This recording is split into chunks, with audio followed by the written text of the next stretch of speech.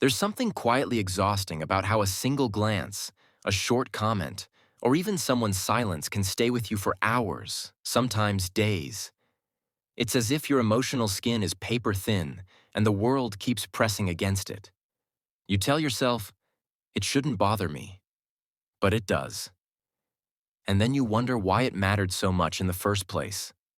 This isn't just sensitivity. It's something deeper, something ancient, living inside you, waiting for the world to touch it. You don't take things personally. A hidden part of you receives them personally. And it has a name: your shadow. Carl Jung described the shadow as the unseen side of our psyche, the place where we bury everything about ourselves we can't accept, can't face, or were told was too much. That defensive sting you feel when someone criticizes you, that urge to explain yourself, that heavy need to prove your worth, all of it often comes from the shadow, quietly guarding what it doesn't want exposed. But why do some people seem untouched by criticism, while for others, one comment can unravel an entire week? Stay with me till the end, because this isn't about psychology jargon or quoting Jung to sound wise. This is about learning why you react the way you do, where it truly begins, and how to finally find peace within yourself. And once you see the shadow, you can never unsee it. Let's begin here. You're not weak, you're human. But somewhere along the way, you were taught, subtly or loudly, that certain parts of you were unacceptable. Maybe you were too loud, too emotional, too needy, too proud, too wild. So you learned to hide those parts away, pushing them deep into the dark. But what we bury doesn't die. It waits. It grows. It gets triggered, especially when we see those same traits in others. That's why when someone criticizes you, you don't just hear their words. You hear every moment you were shamed for being too much or not enough. You hear the echoes of old rejection, and your nervous system reacts like it's happening all over again. That's what it means to be ruled by the shadow, reacting not from the present moment, but from the wounds of the past. So let's go back there, to childhood. Not as a cliche, but as a key. As kids, we're pure expression. We laugh too loud, cry in the middle of stores, sing off-key, ask endless questions. We're real. But over time, the world teaches us that this version of us is too much, or not enough. Maybe your parents praised you when you were quiet and punished you when you got angry. Maybe your tears were called dramatic, your curiosity inconvenient, your joy too loud. So you edited yourself.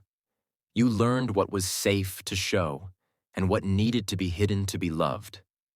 And that's how the shadow is born. Jung said the shadow is a moral problem, because to face it requires courage and honesty. It's not a cloud of evil hovering behind you. It's everything about you that wasn't allowed to exist. And because it was rejected, it now fights to be seen, through your reactions, your defensiveness, your fears.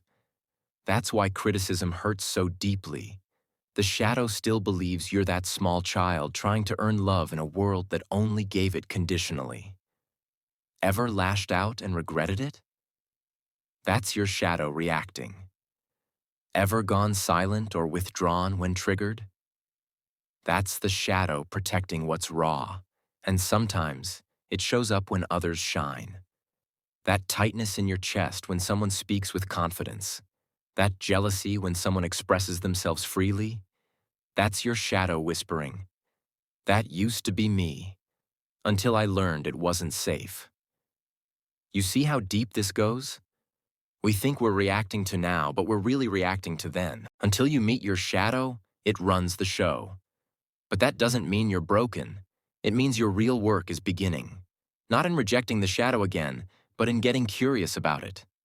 Ask yourself, what part of me did this awaken? What old story just got triggered? Am I responding from my adult self or from my wounded child? These aren't comfortable questions, but they're the doorway from reactivity to awareness. When we ignore our shadow, we start projecting it. We see enemies where there are mirrors. We hear insults in neutral words. We assume rejection where there's only silence. That's the unconscious at work. It colors everything. But the moment you see it, you can choose differently. That's integration. And here's the powerful realization. The parts of you that overthink, overreact, and spiral aren't flaws. They're messengers. They're signals from the shadow, asking for your attention. Real shadow work isn't about suppressing pain, silencing your ego, or transcending your humanity. It's about integration. Jung wasn't asking us to be perfect. He was asking us to become whole. And wholeness means bringing what's hidden into the light. It's not soft or romantic. It's gritty. It's realizing your fear of abandonment plays out in relationships. Your envy masks unacknowledged longing. Your anger hides years of self-betrayal. It's having the courage to say, that wasn't about them. That was me. Not as shame, but as liberation, because now you can choose a new pattern. So how do you start? 1. Radical honesty. Stop pretending. The shadow thrives on denial. When you can admit, I judge that person because I envy them, you've already reclaimed your power. 2. Use triggers as teachers. That pang of jealousy, that defensiveness, it's not your enemy. It's a signal. Ask, when did I first feel this? Or, what belief is being touched right now? 3. Talk to your shadow, literally. Jung called it active imagination. Ask it what it's afraid of, what it needs, what it wants to show you. You'll be surprised how much wisdom lives in your pain. 4. Reclaim your hidden traits. The shadow doesn't just hold wounds, it holds power. The courage, creativity, and confidence you admire in others are often pieces of you that were exiled long ago. Go find them. 5. Practice compassion, not control. You don't fix the shadow, you befriend it. When you stop fighting it, your reactions lose their grip. So here's the deeper truth. You thought the problem was taking things too personally. But it was never about the comment, the look, or the silence. It was about the part of you that still feels unseen, unheard, unloved. And that's exactly where your power lives. Jung believed that real growth isn't about becoming pure light. It's about integrating both light and dark, strength and softness, logic and emotion. The shadow isn't an enemy to be destroyed. It's a part of you waiting to be reclaimed. Because when you integrate your shadow, you don't just stop taking things personally, you stop living defensively. You stop shrinking in rooms that once made you small. You stop performing for approval.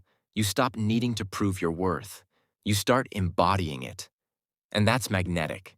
Because when you're no longer at war with yourself, people can feel it. You become calm, grounded, whole. And yes, you'll still get triggered, because you're human. But you'll know how to pause, breathe, and ask, whose voice is this? What is this moment trying to show me? Every trigger becomes a doorway back to yourself. And here's the magic. Your shadow doesn't just hold pain, it holds your brilliance. The voice you were told was too loud might be the voice that inspires others.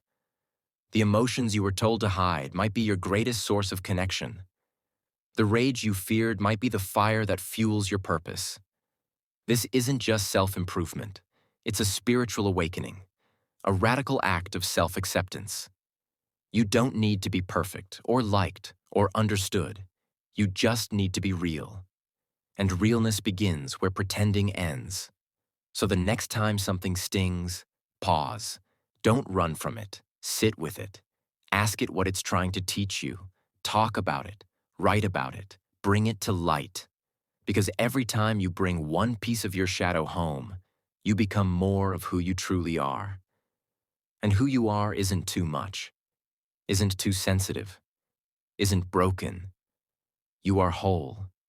You are becoming. And that, your courage to face what others avoid, is your greatest strength.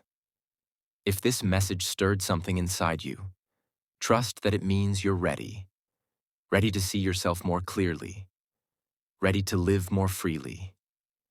And if you want to keep exploring the depths of the human mind and spirit, welcome home.